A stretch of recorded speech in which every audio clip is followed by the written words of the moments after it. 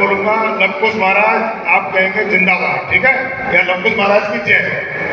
लवकुश महाराज की, कुशवाहा समाज जिंदाबाद, कुशवाहा समाज जिंदाबाद। आज इस लवकुश शोभा यात्रा के आयोजन के अवसर पर दूर दराज से आए हुए सभी सामाजिक बंधुओं का इस आयोजन समिति के द्वारा इस कार्यक्रम में स्वागत किया गया है। उनका बहुत बहुत स्वागत है और मैं भी उन सभी सामाजिक साथियों का तहे दिल से हार्दिक स्वागत और अभिनंदन करता हूँ। और आज जो कार्यक्रम हो रहा है, इस कार्यक्रम के आयोजन समिति को भी बहुत बहुत बधाई और धन्यवाद। मित्रों, मुझे काफी समय आए हुए हो गया। कार्यक्रम लवकुश जी का है और लवकुश के ऊपर अगर चर्चा ना हो तो ये हमारे कार्यक्रम की बेईमानी होगी। जैसा कि आप लोग जानते हैं, बेटा 2 मिनट साथ बैठ जाए बच्चे, बैठ जाओ। जैसा कि आप लोग जानते हैं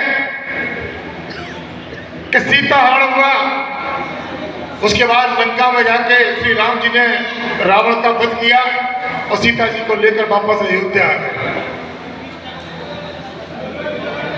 सामाजिक ताना बाना जो था उस समय पर, जो भी घटनाक्रम रहा, लेकिन प्रभु श्री राम जी ने सीता जी को वनवास भेज दिया।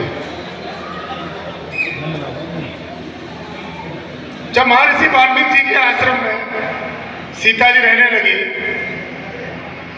उसी समय हमारे पड़ोस की नगरी मथुरा में लवणासुर का शासन था, जो बड़ा दुराचारी और दुष्ट प्रवृत्ति का व्यक्ति था। भगवान श्री राम से आशीर्वाद लेकर उनके छोटे भाई शत्रुघ्न लवणासुर के आतंक को समाप्त करने के लिए मथुरा के लिए प्रस्थान कर लिए।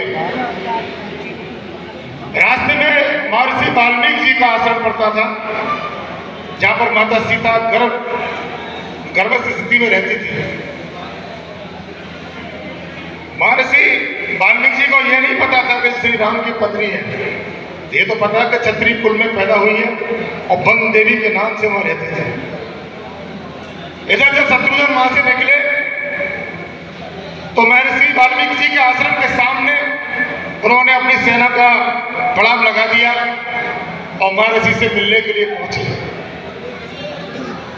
जब महर्षि वाल्मीकि जी से मिलने पहुंचे, जाकर उन्होंने उनका आदरपूर्वक सम्मान किया। महर्षि वाल्मीकि जी ने उनको बैठने का आग्रह किया कि बैठिए।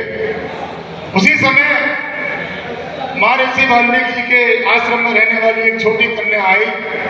उन्होंने कहा कि वन देवी ने एक पुत्र को जन्म दिया है। थोड़ी देर बाद दूसरी कन्या आई। उन्होंने कहा वन देवी ने एक दूसरे पुत्र को भी जन्म दिया है, यानी कि 2 पुत्रों को जन्म दिया है। अब जातक संस्कार जो होता है हिंदू धर्म के अंदर, जातक संस्कार जो होता है, आप लोगों के यहाँ, बहुत लोगों के यहाँ होता होगा। एक जो चाचा होता है, जिस बच्चे का वो चाचा तीर चलाता है, किसी के लिए चलाता है? आप लोगों के यहाँ होती नहीं होती परंपरा ये? जिस दिन छठी पूजती है, छठी पूजने वाले दिन तीर चलाए जाते हैं चारों 5 दिशाओं के अंदर। तो महर्षि वाल्मीकि जी ने शत्रुघ्न जी से अनुरोध किया। वे नहीं जानते थे कि इसी कुल की संतान पैदा हुई है, लेकिन उन्होंने अनुरोध किया कि आप भी क्षत्रिय हैं और हमारे आश्रम में रहने वाले भी जो वन देवी हैं वो भी क्षत्रिय हैं। आज उनके संतान उत्पन्न हुई है, तो वो उनका जो जातक संस्कार होना है उसमें आप शामिल होइए। मित्रों, विधि का विधान था, जिस कुल में उनको पैदा होना था, राजमहल में पैदा होना था, वो महर्षि वाल्मीकि के कुटिया में पैदा हुए। लेकिन जातक संस्कार जिस विधि से विधान से होना चाहिए था, एक क्षत्रिय परिवार के द्वारा, उनके परिवार के सगे चाचा के द्वारा तो जातक संस्कार हुआ वो था। उसी समय कवि लिखते हैं कि दुई सुध सुंदर सीता जाए, राम लखन वेद पुराण गाए। मित्रों, ये बहुत सारा लंबा इतिहास है और समय भी कम है और भी वक्ता बैठे हुए हैं। संक्षेप में अपनी बात रखूंगा, 5 मिनट और लूंगा आपके। यहाँ तक की कथा है, उसके बाद सब लोगों ने पढ़ा ही होगा कि घोड़ा बांध लिया, ये हुआ। और एक कहावत और है कि हरि अनंत हरि कथा अनंता बहुविधि कहे सब संता। हरि अनंत इनकी कथा को हर व्यक्ति अपने प्रकार से कहता है, लेकिन ये बात हो गई पौराणिक काल के, वैदिक काल की। वैदिक काल में आने के बाद हम लोग शासक से शोषित हो गए। जो लोग